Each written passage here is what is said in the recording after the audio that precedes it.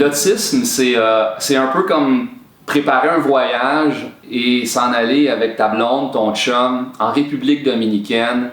Et t'as le magazine des plages de sable blanc, l'hôtel 5 étoiles, et tu t'en vas là, t'économises, tu planifies, tu prends l'avion, et quand tu débarques de l'avion, t'es en Islande.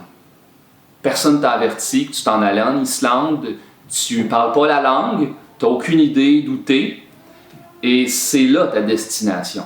C'est ça l'autisme.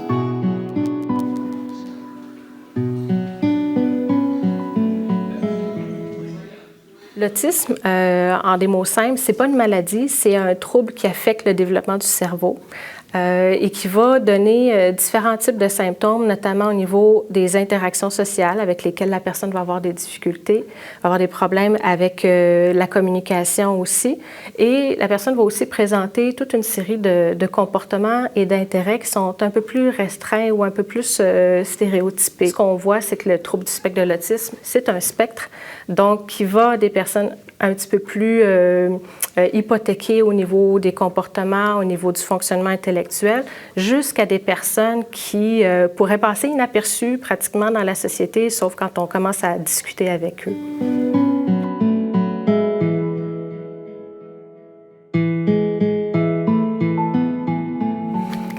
On est avec l'autisme.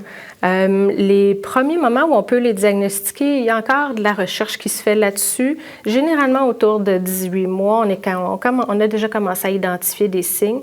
Il y a des parents qui vont nous dire que dès que le bébé est né, ils sentaient qu'il était différent. Et pour d'autres enfants, ça va aller plus vers 2 ans, 2 ans et demi, où on va commencer à identifier les premiers symptômes de l'autisme. Le diagnostic est rentré à 12 ans, puis là, ben, comme tous les parents, là, c'est le choc. Puis après le choc, ben, t'atterris, puis après, ben, tu te dis, OK, à partir de là, qu'est-ce que je fais? Puis, ben, tu te mets à fouiller sur le web, tu te mets à regarder, OK, dans ma région, y a-t-il des services à qui je peux demander de l'aide? Puis, ben, je suis tombée sur la Société de l'autisme. Donc, chez Charles, on est toujours en train de le préparer à ce qui s'en vient. On a des horaires, on travaille avec des tableaux effaçables, on lui donne son horaire pour la semaine, pour la journée.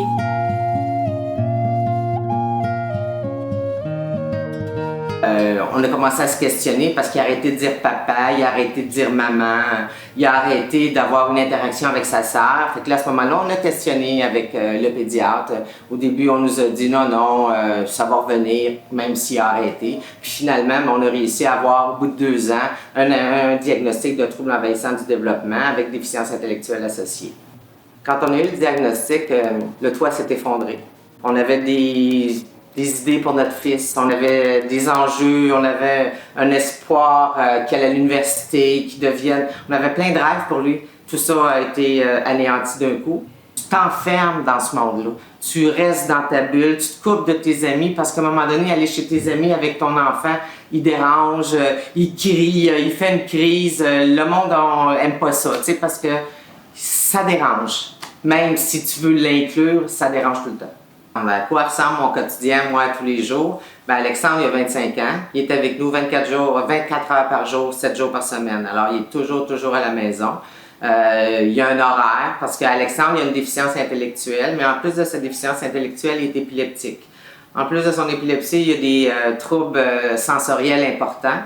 Et il est non-verbal, alors il ne parle pas. Alors, pour être capable de communiquer avec Alexandre, on utilise beaucoup les pictogrammes, des petites images. Alexandre a 25 ans. Mais dans sa tête, il y a comme 2 ans. Moi, j'y coupe encore les ongles, c'est moi qui y sèche les cheveux, c'est moi qui y fais penser d'aller à la toilette, il n'est pas capable d'attacher ses lacets. Il y a 25 ans, là. L'impact sur les frères et sœurs est énorme. Énorme pour mon fils adolescent, pour qui son grand frère est handicapé. Son grand frère, il porte un casque protecteur en tout temps. C'est très...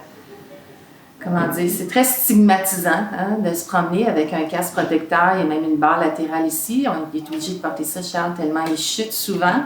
Puis ma fille de 11 ans, ben elle, son frère de 18 ans, ben c'est son petit frère. Alors, elle en prend soin.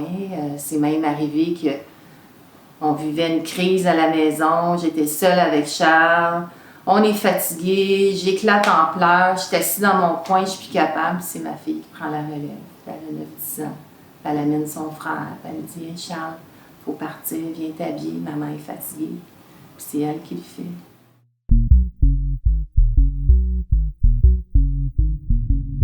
Quand on commence à regarder les chiffres, c'est fulgurant l'augmentation de l'autisme. En fait, il n'y a pas beaucoup de maladies pour lesquelles on voit une augmentation aussi importante. Je pense que si c'était une maladie physique, plus, je sais pas, des malformations cardiaques, par exemple, qui augmentaient au même rythme qu'on voit l'augmentation de l'autisme, tout le monde ruerait dans les brancards, là. Bon, premièrement, il faut que je dise que l'autisme, c'est multicausal. Il y a probablement plusieurs causes nécessaires pour que ça résulte en un cas d'autisme chez un enfant. Mais donc, il y a des causes génétiques, tout ça, auxquelles on peut faire peu de choses. Mais parmi les causes environnementales, ce qu'on observe, c'est qu'il y aurait en gros 2 grands types de contaminants qui sont mis en cause. Ce seraient les pesticides et la pollution atmosphérique. Donc, quand on parle de pollution atmosphérique, on parle des particules fines qui sont émises dans l'air. Et ça, c'est des contaminants qui résultent de différentes sources d'exposition. Le transport est une source importante. Donc, une autre cause qu'on soupçonne de jouer un rôle dans l'augmentation de l'autisme, c'est l'utilisation des pesticides. Et maintenant, il y a quelques études qui ont montré que, encore une fois, pendant la grossesse, les femmes qui étaient davantage exposées à des pesticides ou qui vivaient à proximité de zones où on sait qu'il y avait eu des épandages de pesticides, bien, ces femmes-là, ça augmentait le risque que leur enfant souffre d'autisme quelques années plus tard. La question du rôle des vaccins dans l'autisme, c'est une question qui a été bien étudiée maintenant. Et tout indique qu'il n'y a pas de lien entre les vaccins et l'autisme. Donc, ce qu'on voit sur ce graphique-là, très clairement, c'est l'augmentation de la prévalence des cas de TSA au Québec. C'est vraiment notable de voir que vers les années 2000, ça fait pas si longtemps que ça, on avait 12 cas pour 10 000 enfants. Et les dernières stats que j'ai ici, 2013, on est rendu à 163 cas pour 10 000 enfants. On sait qu'il y a une proportion de cette augmentation-là qui est probablement due au diagnostic, mais ça n'explique pas complètement cette augmentation-là.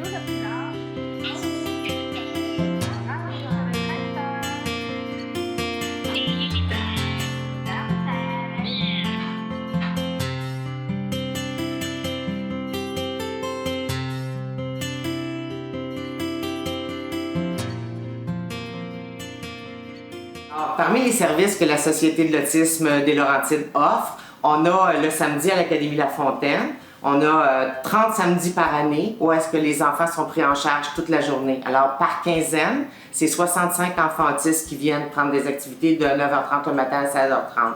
On a l'été, on a des camps de jour. On a quand même 5 camps de jour qui sont situés dans la MRC Saint-Jérôme et Thérèse de Blainville jusqu'à Sainte-Agathe. Et là-dessus, on a 125 jeunes qui fréquentent nos camps de jour quotidiennement. Et de là, on a 2 maisons de répit qui accueillent les enfants pour des répits de fin de semaine, où on a 10 enfants par fin de semaine dans nos maisons. La Société de l'autisme rêve d'avoir des nouvelles sommes pour, premièrement, offrir plus de répits de fin de semaine. Présentement, on en offre 32 par année. On voudrait en offrir plus, mais chaque fin de semaine de répit nous coûte à nous, la Société, environ 3 000 $, parce que les parents défraient une partie des coûts, mais seulement légèrement moins que la moitié. Tous les parents qui ont un enfant différent réorganisent la vie de famille. On ne peut plus faire les mêmes activités. Malheureusement, ça prive les frères et sœurs de certaines choses. C'est le bon côté de ce que le répit apporte.